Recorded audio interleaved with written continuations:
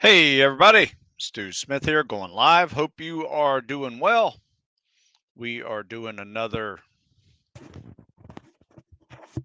combat swimmer stroke. All right. Show, but before we do, we're going to chat a little bit about the article I wrote yesterday, which contained the 3 rules of running without injury. There are 3 things you need to know and you need to understand and follow and do um, so you don't get injured. All right. You guys ready for them? They're pretty common sense, but a lot of people screw this up. So let's start off with rule number 1, logical progressions. Most people screw up the progression of running by just starting running out of nowhere. Or maybe let's say they're at 5 or 10 miles a week and they jump it up to 25 or 30 miles a week out of nowhere versus stepping up each week at about a 10 to 15% increase to do that. And then they wonder why they are feeling many of the running injuries that are common at this point. And we're going to see them again probably about 4 weeks into spring because everybody starts running now. Weather's nice. They start running a little bit. They run a little bit too much. Next thing you know, they have foot problems. They have shin issues. They have knee tendonitis, maybe even crawled up into their hips and started hurting. But typically, where you're going to see the aches and pains from running is strictly in the feet and shins and knees.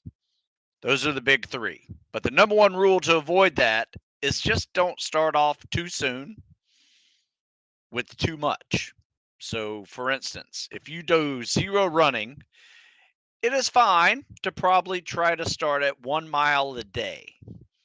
So if you're not extremely overweight, if you're overweight, I wouldn't recommend running at all. I just walk and do some form of non-impact cardio.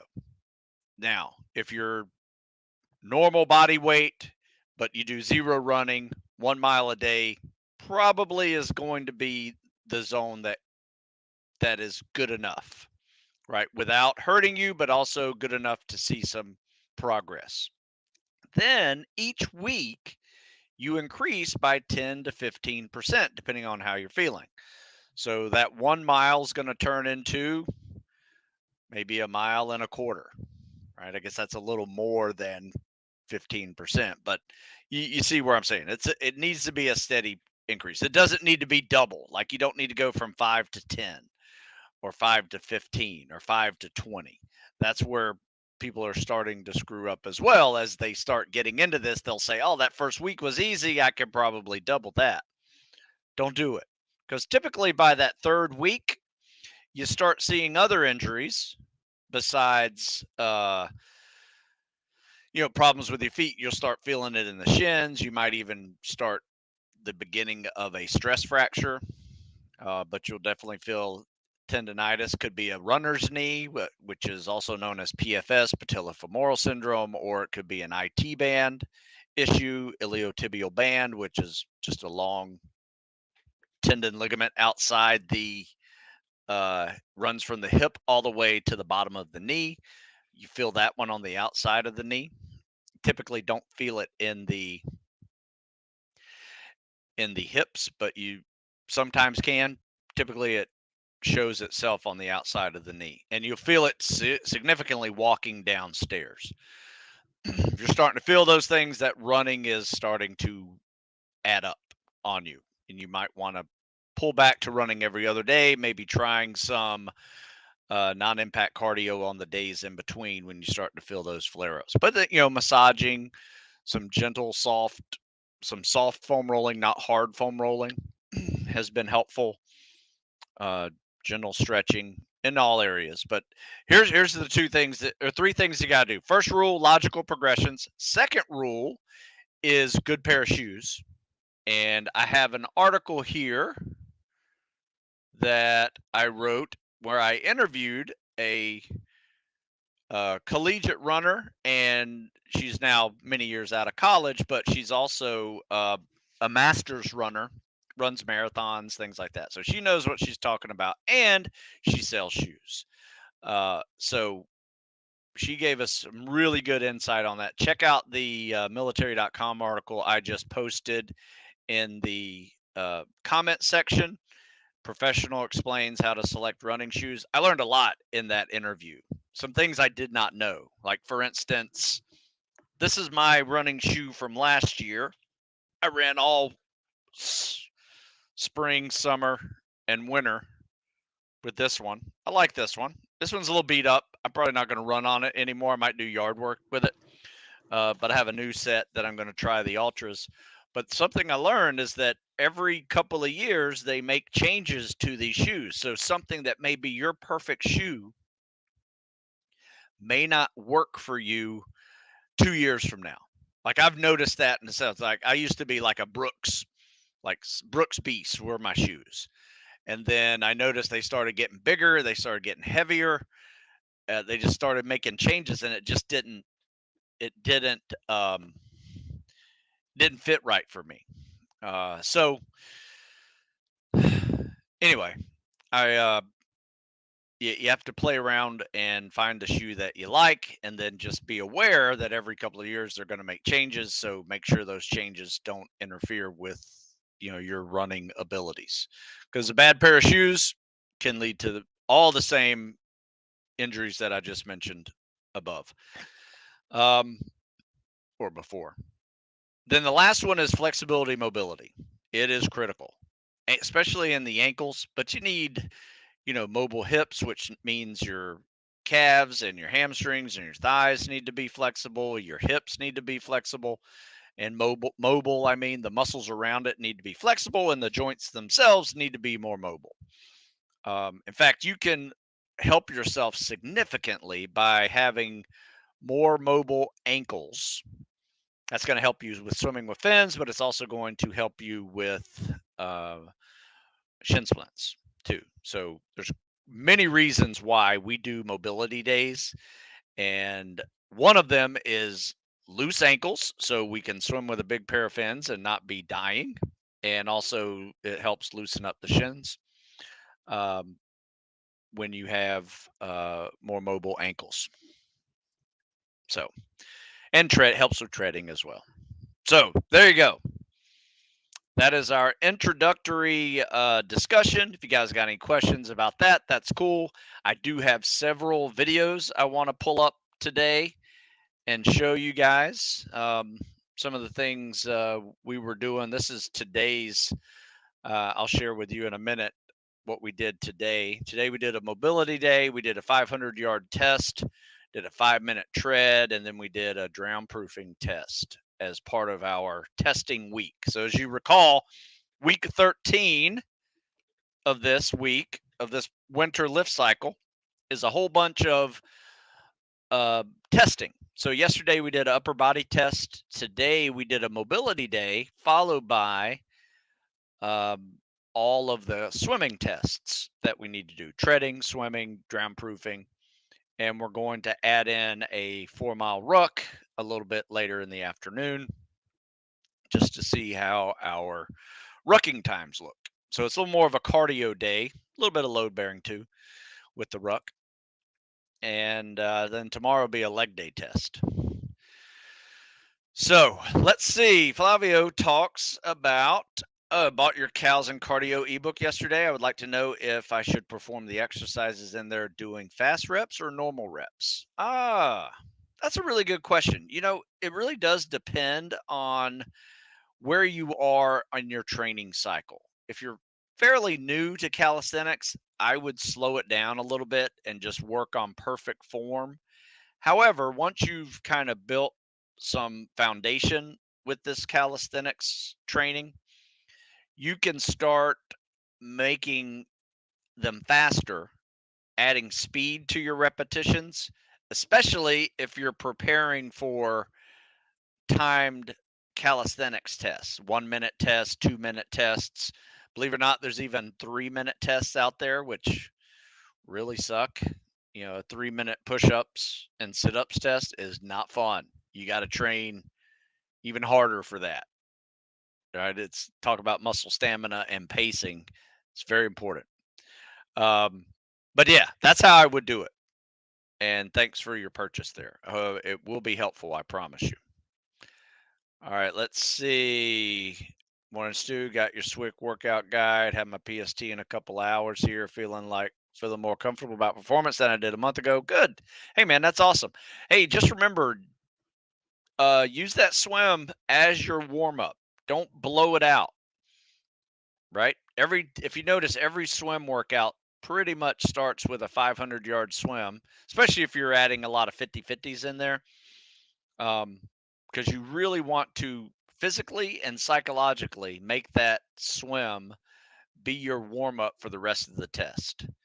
Now, it doesn't mean you're going slow. That means you've worked your conditioning and your technique to a level that it is not a full sprint or feels muscle exhausting or failure. You know, when you do that, you should be able to hop out of there, breathe a little bit heavier, take a half a minute to a minute to catch your breath, and you're ready to go to the next event. So that's when you know you're doing it right. So pace yourself on that swim, and you'll have some juice left over for the rest of the PST. Another thing, too, in fact, I'm going to send you this article. Read this while you're waiting. If you can, get something with some sugar in it, like Gatorade or juice or something like that that agrees with your body, just to have an extra kick on the back end, because you do burn a lot of blood sugar and glycogen in that test, and a lot of people bonk on the run part. So check out this article here. It's called the PST Clinic. I highly recommend reading it, as it kind of gives you a strategy to taking the test versus just thinking you got to be 110% on everything. You do, but you need to have a paced 100% effort, if that makes sense. Should be paced, not all out sprint, because what happens when you sprint the first lap of a 6-lap test, the rest just fall apart. So pace yourself, know your pace. All right, let's see. Jared says, I have been having some knee soreness and I'm not sure of the best way to take care of it. Any advice? I don't know, Jared. Need a little more details. Plus, I'm not a doctor. My advice is whatever you're doing, you might want to do less of, or do it properly, good form. And if it has something to do with running, like I just mentioned, check your shoes, check your mobility, flexibility, and your progressions. Raymond says winter lift was productive and the program didn't burn me out or degrade my calisthenics. Perfect. That's the goal. You want to get stronger, maybe put on some mass, and maintain your cals and cardio. That's perfect. That is awesome. I love it. Hey Stu, do you have an article or something with all the stretches you do on your mobility day? I vary it up quite a bit. In fact, I usually start off with my feet and work my way up. So my first set, in fact, I'll put what I do in here, and this might make sense to you whenever you see it. So this is my, okay, let me fix this here. I'm going to do a cut and paste of my mobility day. And by the way, I've done a video walkthrough of it. You can find it on YouTube. Video walkthrough mobility day. Check that out. Crap. Where did it go? I had all the sets organized. Let's see if this is it. There we go. Okay, perfect. So I'm going to put this in the comment section here. Hopefully it's easy to understand.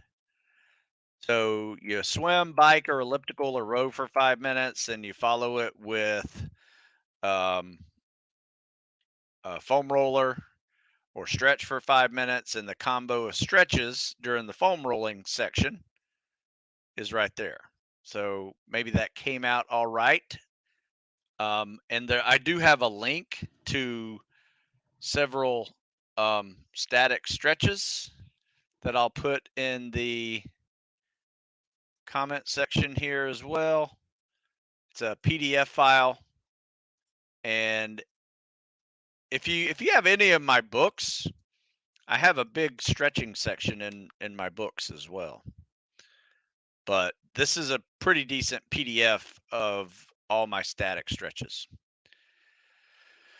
Good morning. I have noticed my right hip pops every time I do flutter kicks. You know, mine's same way, but it's my left. Nothing painful, but annoying. You ever experienced that? Yes. You know, when I was younger, it would definitely pop on me, and it still does to a degree. But I will tell you, at 54, I've never had a hip issue, and other than tight hips when I was in a running cycle a few months ago or a few years ago, I've never had any real hip issues. So, and I still do flutter kicks. So, and if I go down too far, and when I say too far, like my heel touches the ground, right before my heel touches the ground, my hip will pop. Still does. And it's the good news is I haven't had any injuries from that noise. Now, I don't know if that is comforting to you, but I wouldn't worry about it unless there is pain involved. And yes, you can do more hip flexibility, do more hip flexor strengthening, see if that makes it go away. I did notice when we were doing a lot of swimming with fins that it went away. So maybe it was a combination of uh, finning that built up the hips and hip flexors and butt of that movement, and it just kind of went away then. But I remember when I was training for Buzz doing a lot of flutter kicks before I was really doing a lot of swimming with fins, it would pop. But it just became more unnoticeable. If that makes sense. Or less noticeable. Might make more sense. I would also like to know if I should rest and for how long in between circuits and pyramid sets. Minimal rest. If you notice, the circuits and pyramids are set up in a way where you typically don't work the same muscle groups back to back. So you're actually resting muscle groups versus, like doing 5 sets of 5 a bench where you need a rest in between sets.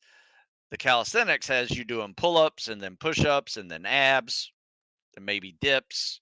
There's a circuit that goes to that, and your rest is actually the movement of the other muscle groups and you rest your push muscles while you're doing your pull muscles. You rest both while you're doing sit-ups or some other core activity. So there you go. Hope that helps. Yeah, my comments of that didn't really come out that well. Looks like I think it does look better when it's not in this comment section, but I could be wrong. So yeah, you asked about what I do on Mobility Day. Check out my Mobility Day walkthrough. It's about a 45-minute long video where I walk you through what I do. What's push-up pace for the PST? Good question. It's not really a pacing drill, because what happens is if you go too slow, unless it's a cadence test, those cadence tests are built on pace. Obviously, you do like 60 in 2 minutes by doing down 1 second, up 1 second, pop, pop, pop, pop. Every movement is a second. That's a cadence push-up. When you're not doing cadence push-ups, my advice is to sprint it, because anything slower than that, gravity's going to start taking it away from you as you start like letting yourself down slow. So what I do is I exert on the up. So I let gravity take me down to where my chest hits the ground or the fist that's under me. And then as soon as that happens, I explode up. So I'm just pushing to go. I'm not wasting any energy coming down slow and trying to be in a pace. So just let gravity take you down, explode on the up. That has always worked for me, and that always helped me get over 100 every time I did push-ups back when I was taking push-up tests. How do you know there's a Hell Week this week? Because I have guys doing Hell Week. Got about 6 guys in there right now.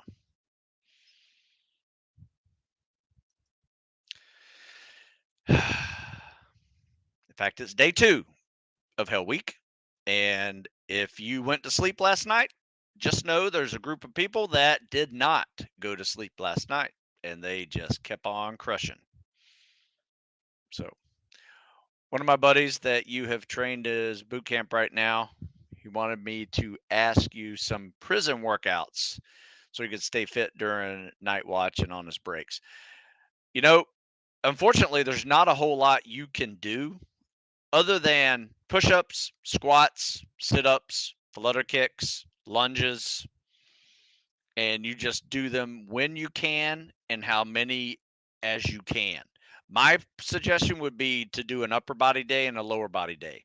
So one day you're doing nothing but wall sits, squats, lunges, calf raises, whatever.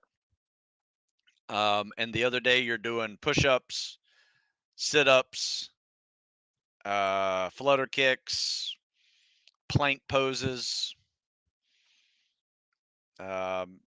PT reset type workouts. That's how I would do it. And unfortunately, there's not enough time for you to do an actual 20-minute workout, right? I mean, sometimes I guess if you wake up 20 minutes earlier, you might be able to put in a pyramid or some kind of circuit.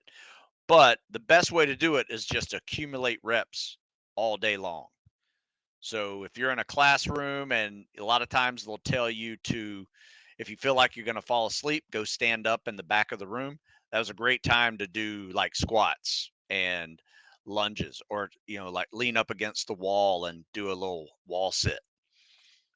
That'll work the legs. Do that for a 5-minute wall sit. Every minute on the minute, do 10 squats. Try that. That is a prison workout that sucks. In fact, I have just started doing something we call death by wall sit, and that's a good one. So, can you go through the pace for each exercise of the PST? That's what I just sent. You see that article up there that talks about the PST clinic, like this right here? Navy SEAL PST, build a strategy, they ace the test for buds and swimmer. Instead of me just explaining it to you, you can actually read it. It's right there. Been there for years. In fact, I think I wrote that article in 2014. So none of this is like stuff stuck in my head, and I'm only going to say it on a live Q&A. That thing is there, been there forever. You just got to look it up. In fact, if you Google it, Stu Smith pace for push-ups and sit-ups, I bet you'll find something. In fact, I'm going to do it for you. Stu Smith pace for push-ups, sit-ups, pull-ups, running, swimming, PST. Let's see what pops up. In fact, there's an article. Look at this. Crush the PST, the importance of pace. Damn. Sometimes I don't even know how good I am. I forgot all about that article. It's amazing what the Google machine will help you remember. Pacing skills for better PST scores, strategy 101. Look at that. I'm just going to put all these articles in here for you. What else we got? Strategies, Astu strategies for improving PST scores. Stuck on the PST, push-ups, sit-ups. Damn. Ace the PFT, push-ups, sit-ups, mile-and-a-half run program. Whew. A lot of good stuff there. Check it out. But in a nutshell, let me do this, just so I'm not trying to be a jerk. Swim, yard per second. 50 yards, 50 seconds. In fact, I'm going to show you a video of a guy doing that. Push-ups, sprint, crank it out, rest when you need to catch your breath, crank out sets of 5, sets of 5, sets of 5. Next thing you know, you got 80 to 100. Sit-ups, that is a pacing drill. That's just like running and swimming, where you want to find a pace and keep it. So where a lot of people screw up is that first 30 seconds is they get like 35 or 40 in the first 30 seconds and they can't match that in the next minute and a half. What's that tell you? Start off too fast. So my recommendation is try to go 20 to 25 every 30 seconds. That is your pace that you need to practice. So every time you do sit-ups, you do a 30-second set of sit-ups and you shoot for 20 or 25. If it says 20 or 25 next to it, that means do it in 30 seconds, because that's going to help you get 40 or 50 in a minute. It's going to help you get 80 to 100 in 2 minutes. That's the way it works. Pull-ups, same as push-ups. Gravity's going to take it away if you try to pace. Exert on the up, come down, sort of controlled. You don't want to jerk your shoulders out of there like you're doing a butterfly pull-up. But you want to come down controlled slightly, but let gravity do most of the work. And then running pace is just like swimming pace. Learn your drill. If you're swimming, or sorry, if you're running, if you want a 9-minute mile and a half, that means every lap you're going to run at 90 seconds. That means your half miles at 3 minutes, your miles at 6 minutes, and your mile and a half is at 6 minutes or at 9 minutes. There you go. In a nutshell, boom. Does run swims regularly generally decrease for buds candidates during boot camp? Yes, generally. However, I had a guy who actually he went to boot camp like peaked out. Like he was just crushing everything, and he used boot camp as a little bit of a taper. And he came down and he did a lot of squats, did a lot of lunges, and PT in between whenever he could. He did laundry duty where there's these bars you can do pull-ups, and then he took his first PST and was actually faster on his run than he was before the boot camp. So he actually got better on the run by just burning himself out before he got there, using it as a taper, and then able to maintain a little bit and do a few exercises while he was there. Came out a little stronger on the back end. So, and well rested. So it does have its uses if you take advantage of it. Now, where people screw up mostly is they show up to boot camp and they just barely got a contract, so they're all on the minimum standards, and they go to boot camp, and next thing you know, they regress in all of their fitness activities that they were doing, and they see negative results, and they fail the PST prep, and then they're done. Their spec ops dream has ended right there. So that's why I tell people, don't even talk to a recruiter until you're crushing the PST. Then you can spend some time focusing on maintaining those PST scores, getting them to where you can pass it on in even a bad day. And then you focus on getting through buds during your time that you have available remaining. That means longer runs, longer swims, rucking, load bearing activities, all of that. All right. We're going to show some videos here in a second. This is the last question. You guys are getting really good with questions, by the way. Prepping for rucking on at SOAS. Do you recommend shorter, frequent rucks like 4 miles 3 times a week, or longer, less frequent like 12 miles? Yeah, I would go shorter and faster. Will losing muscle mass help with run pacing and running speed? Depends. Depends on how much muscle mass you're talking about. You don't want to turn into a bird chested cross country runner. But if you're a big dude at 240, absolutely. You need to lose some weight. Some of it will be muscle. All right, let me share some swimming with you. Because today we took a test and we had a guy do really well on the test. Uh-oh. Let me see what's going on here. Why isn't this coming out?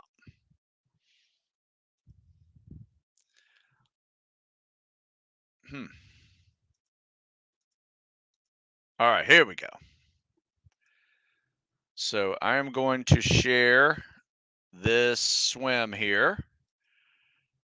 Kicks off the wall, double arm pull, top arm, bottom arm, kick. Now he does it. Notice this one. He does a breaststroke kick. This is his weak side. And he says he doesn't like the scissor kick on his weak side. So he opted just do the breaststroke kick. But notice when he comes back, he stays facing the same way, which means he changes sides on his side stroke, combat side stroke. And notice he does a scissor kick on this side. Not many people do that, but it's a good option. And by the way, this is a yard per second. Let me move this question here. This is a yard per second swim, which is really good. That's 50 yards in 50 seconds. Looking at the clock, yep, 50 yards, 50 seconds. This is a guy who's just a little slower. I think he came across at 9:30. He came across at 9 flat. And he's a much shorter athlete. So top arm, bottom arm, kick, 1 Mississippi, 2 Mississippi, pull. A little bit of an overglide. Maybe why he was a little slower than everybody else. Yeah, he might be overgliding a little bit.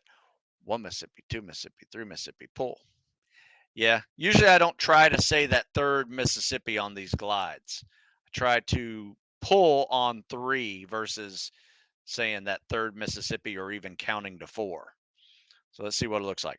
1 Mississippi, 2 Mississippi, 3 Mississippi. Yeah, he's probably overgliding. That probably slowed him down. In fact, what I'll do is I'm going to show you how I fixed a guy who was overgliding today. He did his first lap with me at like 56 seconds.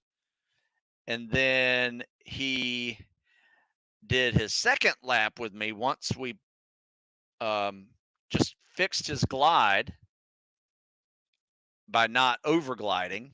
Because what happens when you overglide, you lose momentum, which is speed. And you have to recreate that every stroke. So it's going to slow you down a little bit. And he went from 56 seconds to 48 seconds just by going from 4 Mississippis to 3 Mississippis. So 1 less Mississippi dropped him 8 seconds in a 50-yard swim, which is huge. I mean, that is a night and day difference. That is like probably a 9:45 pace dropping down to an 8 flat just by dropping 1 Mississippi, aka 1 second for those of you who don't count time with Mississippis like we do here in America. Did yesterday, first day cows and cardio. I easily got out of breath, couldn't finish workout. Do you suggest do the first week until I can finish it fully, or do an easier version of the week until I'm ready? It's kind of up to you. I personally would alter it if you need to alter it to make it fit your abilities at this current time, and then go through the program like that, making alterations as needed, whether it is making the runs harder, making the reps easier, taking out swimming and putting in biking, whatever you need to personalize it, that's how you personalize it. Then you can do it again without having to personalize it and see if you can maintain all those numbers that you couldn't before. I think that is a very powerful way to build some confidence in your training. Otherwise, the same week over and over again sometimes just gets old, in my recommendation.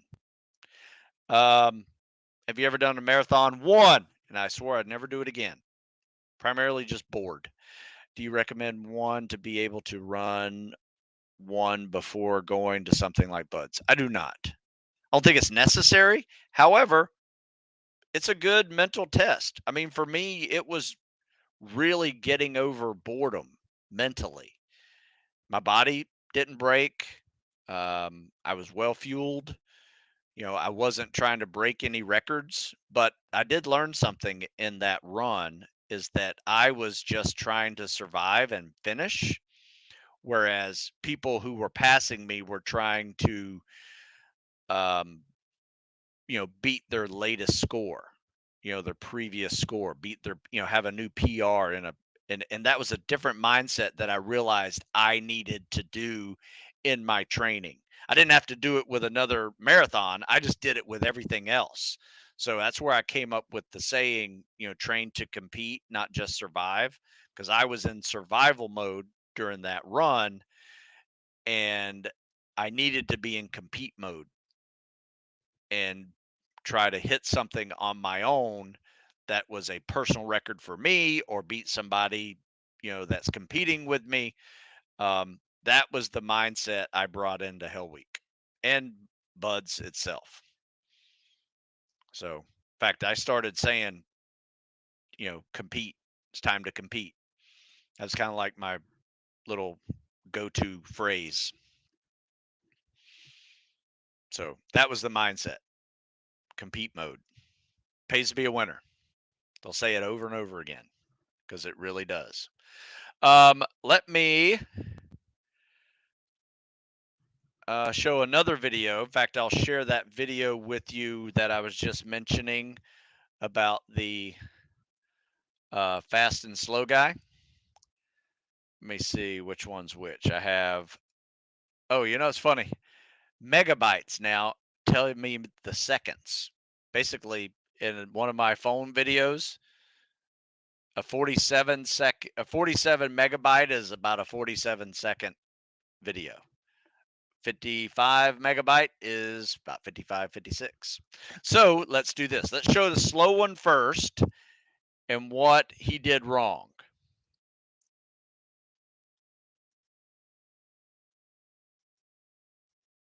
Okay, so let me pull this up, share my window.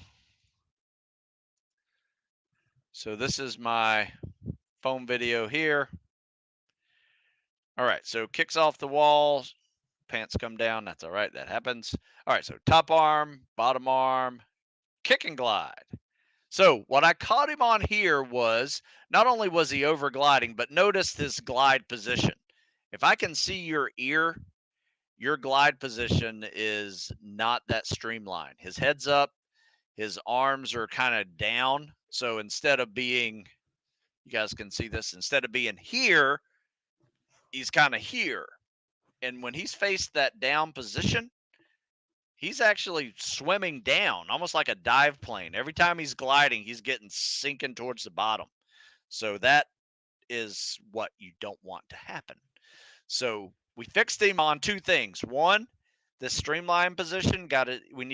He needs to work on his shoulder mobility. So this is easy. He said he had to work a little harder to, um, get into that position. But watch the Mississippis here.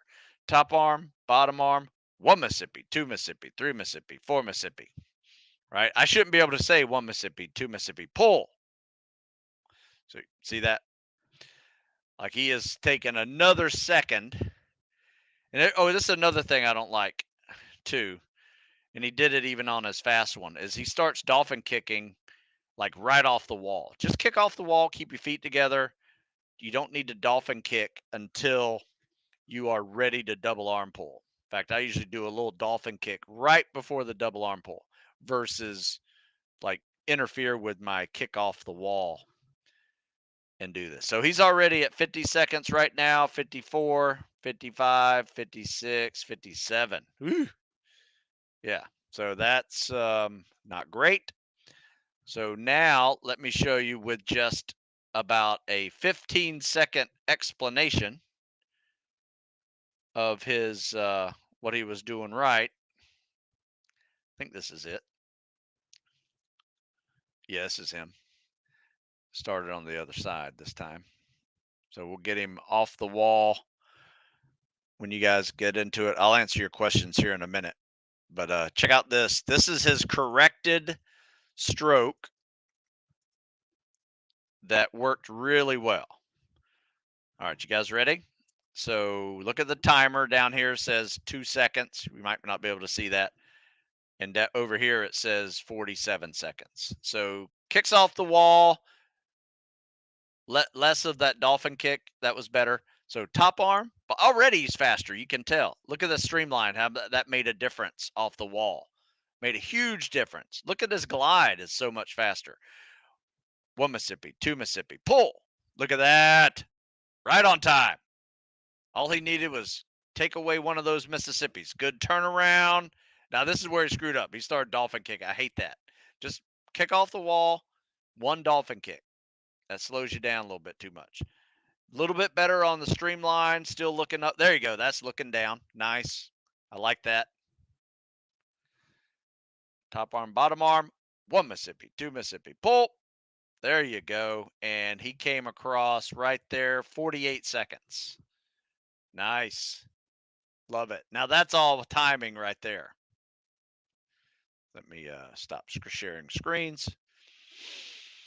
That was good. All right. What would you have your trainees buy if a rucksack or weighted vest? In fact, let's go to the Google machine because rucksack, Stu Smith. All right. What type of rucksack should you get for training? That's the name of the article. I'm just going to pop this right here because it depends. Depends on what branch of service you're going. And weight vest review, Stu Smith. Best weight vest on the market, military.com article. But I will tell you this, any weight vest works, to be honest. Now, some are better than others. Some are a lot more expensive than others. And you'll see in that article how I kind of placed them out.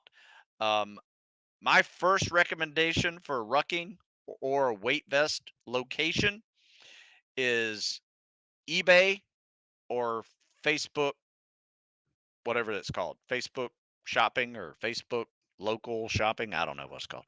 Anyway, some of my guys have bought stuff there. They even fins too, rocket fins and things like that. So you can get things a little cheaper on that one. But check out those articles. I just put them in the comment section.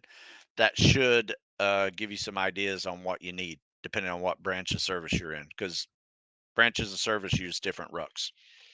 I remember when you mentioned eating tablespoons of peanut butter throughout the day if you needed extra calories, very useful for hard gainers.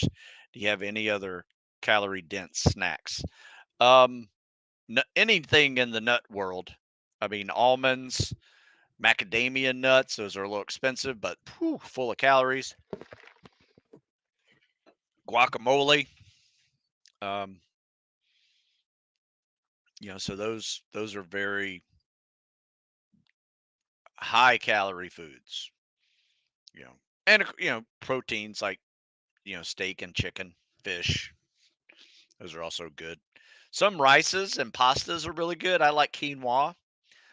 You can buy instant quinoa even in the grocery stores.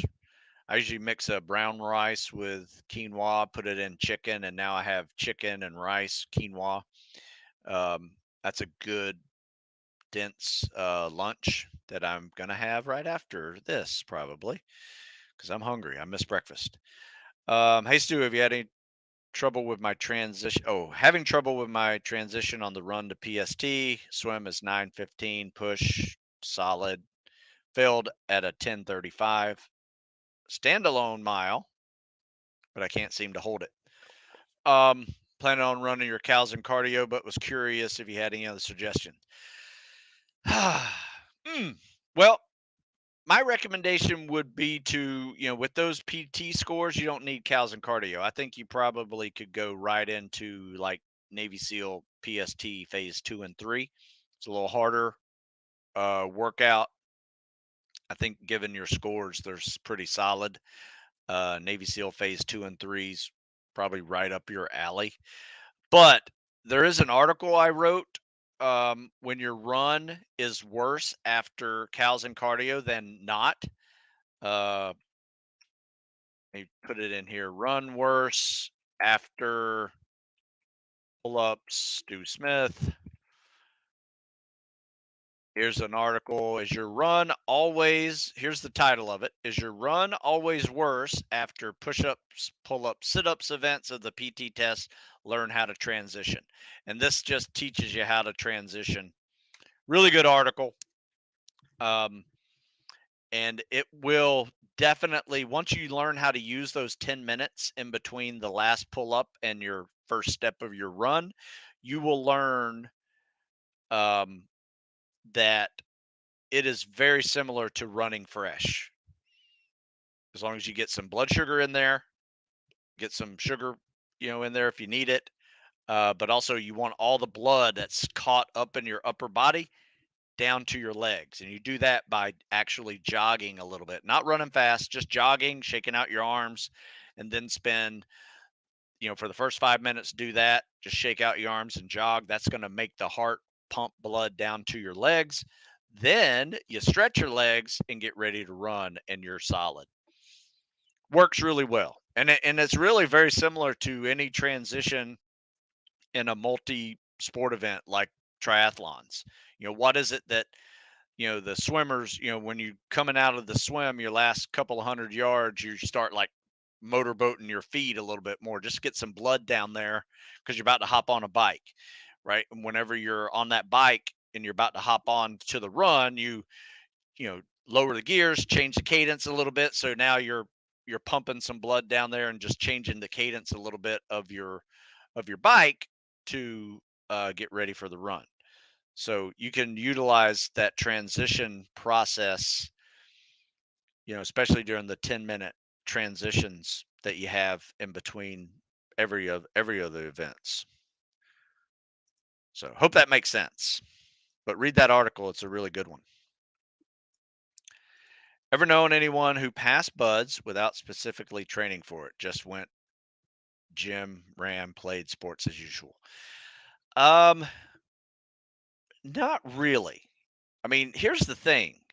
There are so many things you do if you're an active person that is training for buds without even knowing it.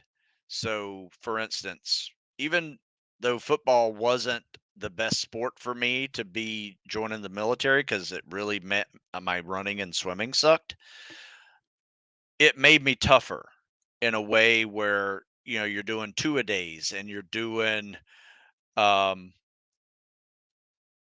you're doing two a days, you're doing just playing hurt, uh, playing with a team. Everything matters. Whenever you're working with a team, because that is a very big part of buds. Um, but then, I also worked all day in a watermelon field growing up in Florida. And then after that, I went to lift weights with my high school football team, ran sprints, and did stuff like that at the end of the day. This was my whole summer preparing for football season. So those hard work days prepare you for it. We had a couple of guys that had never seen the ocean before. Then when they showed up at Buds, they were farm kids. One kid was from Oklahoma, one kid was from North Carolina. All he did was bale hay all summer and work on a farm. Never lifted weights, but he was strong as hell and just a beast. So, he had that hard work ethic, understood the grind, because it's not so much, the physical events that are that hard. It doesn't take that long to prepare for the physical events at Buds. What is a hard part of it is preparing for the grind that is Buds. You're going to do 4 mile timed runs and 2 mile swims and run a no course and PT and do all that, spread throughout the week. But you also are on your feet all day, running from here to there, carrying boats, carrying logs. I mean, there's always something that you are doing. You're never just kind of hanging out doing nothing. Every now and then you'll get a 30-minute classroom on safety about boats and logs or something. That's about the only break you're going to get. And then you get lunch and dinners. You get breaks doing that. So it's just a grind. It's an 18-hour day at least, and you just got to grind through it. So there's a lot of things that you can do that is not specifically training for buds and be training for buds. So sorry for the long answer, but that's a great question that I thought needed a little bit more insight. Is not eating in the Rangers for a whole 2 months or just a few weeks? No, you get 2 MREs a day.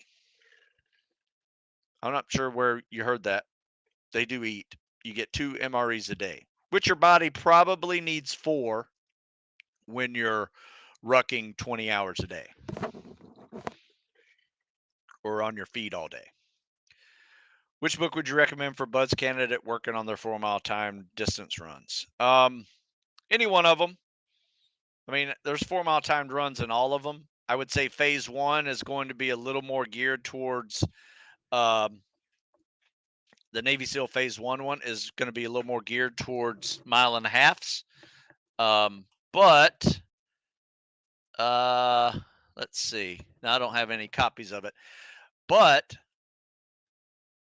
um, Complete Guide Navy SEAL Fitness has a lot of timed runs and run swim runs that are 3 and 4 miles long. Um, Phase 2 and 3 has some 4 mile time runs, a lot of 4 mile time runs in it, because that's really what its goal is to prepare you for the 4 mile time runs and 2 mile swims at buds. So I would probably, depending on your total mileage, I'd probably go with phase 2 and 3 of that one. Or you could do any of these. The winter cycle is not very much a 4 mile timed run event, though there are some 30-minute runs that you could run 4 miles in 30 minutes as supplemental runs. The spring and summer of the seasonal tactical fitness periodization program series is all about building up your running and handling 4 mile timed runs fast. So, bunch of different options. You can train specifically for 4 mile timed runs that are at buds with the Navy SEAL phase 2 and 3, or you can train for running and build up to 4 mile timed runs fast using the elements of fitness that you need in the seasonal tactical fitness periodization series. The explosive lunge jumps have really helped add power to my scissor kick. So thank you for that recommendation. Yeah, you know what? I need to do that more often because I think I've only recommended it on this live Q&A. I haven't really recommended it in any of my writings, but I am in the process of rewriting the Navy SEAL Phase 1 program. In fact, here's what it's going to look like. The new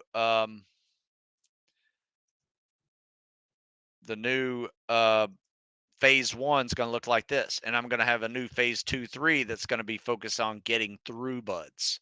So this is the Navy PST phase one, focusing on the PST for SEAL, SWIC, EOD diver, rescue swimmer, and SARC. They all have to take the PST before they join the Navy. So this is geared towards the PST.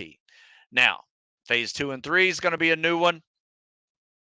And I am, by the way, these are updates. These are not in addition to um, the old Navy SEAL phase one, phase twos. These are actual replacements of those. So if you have the old one, this is going to be a whole new workout book.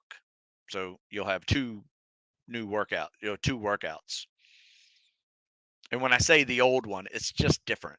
I've just made some changes over the last 5 years. I think the last time I updated it, it was 2019. So, there's more 50/50s in there. There's more, um, other workouts that they're more like Sam Baby Devil Murphs, stuff like that. So, Let's see. So yeah, I think that's the last question. I think I have one more swim video to show you, and we'll call it a day. I think this one was a really good one. Nope, that's not it. Let's see what happened to it. This was it right here. Yeah. So this was I think this was a 50-second 50. And once again, I'm trying to get people down to a 50-second 50 so they can maintain that, get in shape um for an 820 500-yard swim. So here we go. Good. Kick off the wall, transitions. I think I showed him earlier. This is a separate part of the swim. I just dissected 50 yards instead of having a 200-yard swim on there. Had a couple of new guys watching him swim, just a picture's worth 1,000 words. And that's really what these videos are for. They're going to be very helpful with you just learning the timing of the stroke, a couple of the options that you have: top arm, bottom arm kick, 1 Mississippi, 2 Mississippi pull. Perfect. And, this looks slow. This looks very effortless, and that's the way you want it to look. And look at he's coming in right at 49, 50 seconds. Boom, right there. Love it. That's awesome. So yes, Joe, the Navy SEAL workouts are being updated right now. Um, I'll probably have the phase 1 done this week, and I'll have phase 2 and 3 done. I'm going to sit before April. So I'll have it done this month. And then phase 4 will also be changed. Just changing that up as well. Going to make that more of like a first phase. And it is. It's going to make it like first phase is. Lots of lunges, lots of squats. Going to treat you the way they do at Buds for that first phase. It'll be fun. It needed some changes, I think. Needed some updates. Quick question. I do a lot of CrossFit Olympic lifting, looking to change it up for a few months, more endurance based, but staying strong. Which book would you recommend? I would go with, got two choices. I would go with Spring Training. In fact, there's this article I'm going to send you. It's Spring Training Options, and I'll share with you a picture of what that looks like, but there's a link to it there. And let me share this screen with you. Let me see. It's my Chrome. Boom, right here. You guys should be able to see that. Okay, so this is just right off of StuSmithFitness.com, one of my February 17th articles. So about a month ago, I wrote this. Spring training is coming. Options to cross testing and training. So here's my 4 spring training options that are specifically addressing spring training. I would go with either one of these 2. Or you could also go with the summer option 2 here, because you have the block periodization model where you do 3 weeks of cows and cardio, 1 week of lifting to maintain your lifting strength. I think you'll like that. And you can do like your old CrossFit style, lifting workouts. You don't have to do mine, and then if that is an option, what you want to do, instead of doing the block periodization models that I have the lifting already in there, go ahead and do this one. This is my spring and summer model that has no block periodization in it. It's just kind of a progressive calisthenics and cardio training program. And then every 4th or 5th week, I'd say probably every 4th week, you can add in the lifting workout week that you like. So just shut it down for a week and do your old CrossFit Olympic lift workouts that you like to do just as a maintenance, and then go back into where you left off in the spring and summer program and continue doing that throughout the spring and summer. And then you'll see that you've maintained some strength and you have built up some significant endurance and muscle stamina. You can do the same thing here with the cows and cardio. Every fourth week, do a lift if you want. This is just an easier version of this. I would say this is my easier cows and cardio because this is a built-in beginner, intermediate, and advanced cycle. The advanced cycle is comparable to these, but the beginner and intermediate is a good way to build up to those. So I hope that helped you out there. So we got time for one more question. Jared, you're the last one.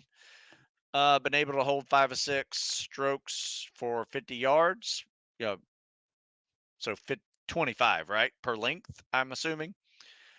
Um, just need to improve speed a bit, but I'm very happy with it. Yeah, you should. 5 to 6 strokes per length is really good. That shows that you have some efficiency. However, if you're over gliding to get that, it could be slowing you down, just like we showed you with that one swimmer that we fixed today, just by shortening his Mississippi time. Which one of your workouts has the mock hell week? The one that is phase 4 that actually says, in fact, the title of it is Navy SEAL phase 4 key to mental toughness, how to prepare for hell week and more. That one. It actually has a mock hell week where our mock hell week looks like this. It's basically 3 workouts a day. It's not a true mock hell week. You're not staying up all night doing stuff. You could if you wanted to, but I wouldn't. And you basically get like 17, 18 workouts done in 5 days. It's 15, maybe 16. I can't remember. I think we do 6 days. So it's a 6-day week for us. So we get like 17, 18 workouts in 6 days. It's a bitch. And you need some recovery time after that because it's that hard. But it works. A lot of people actually got stronger out of it when they came back and did a little recovery week. The next week came back even stronger. I missed some questions here. So, hey, would you hope you're doing well. Would you recommend run every day with boots in order to improve my running with boots? I don't. I think running shoes are probably going to be safer for you in the long run, but definitely if you can find some sand, running boots in sand is a lot better than running in boots on pavement. If you're going to run on pavement, make sure you're got a good running shoe on. Your legs would thank you for that one, and knees, you know. But yeah, that's the way I would do it. Have some softer ground to run on. Like I would say, we run in boots on Fridays at the beach. Whenever we do trail runs, we'll run in boots, which is usually once a week. And sometimes the guys will run um, with boots on the track, just because it's a little softer. They'll run on that inside lane of the turf and track where they meet, just to have some softer ground and running in boots. I do not. I'll either run in my running shoes or I'll run in my zero drop shoes whenever it's softer surfaces. So there we go. All right. Another successful Stu Smith Live Q&A and CSS critique is done. Hope you guys got something out of it. Check out StuSmithFitness.com if you did. For you guys that are needing help with swimming, there's a whole bunch of swimming workouts videos on TikTok at StuSmith50. If you don't have TikTok, you have Instagram. Same address as Instagram. Check out the Reels section. I usually make a TikTok video and send it over to Instagram as well. However, I do have a lot of videos over on TikTok all in one spot. Pretty easy to find. And let me know what you think over there. If I missed your question, I apologize. Check out you can email me, stu@stewsmith.com. I'm happy to answer it online. And I don't have the live 20 save 20% coupon anymore, but I have a live 15, and you can save 15% on books and ebooks over at Stu Smith Fitness. Sorry about that, but some reason I couldn't build it back up as a live one again. Technology issues that I did not understand. All right, I think that's it. And I got to go. So here, real quick, Brett sent you an email about joining the morning program. Didn't know if you had missed it. I appreciate it. I don't know if I got it, because if I didn't answer it, I didn't get it, because I answer all my emails. So send it again and go to heroesoftomorrow.org, and you will see our schedule, and you will see our locations. Show up. Check in with me before you do show up, though, just in case there's a change. All right, folks, I got to go. We'll see you later.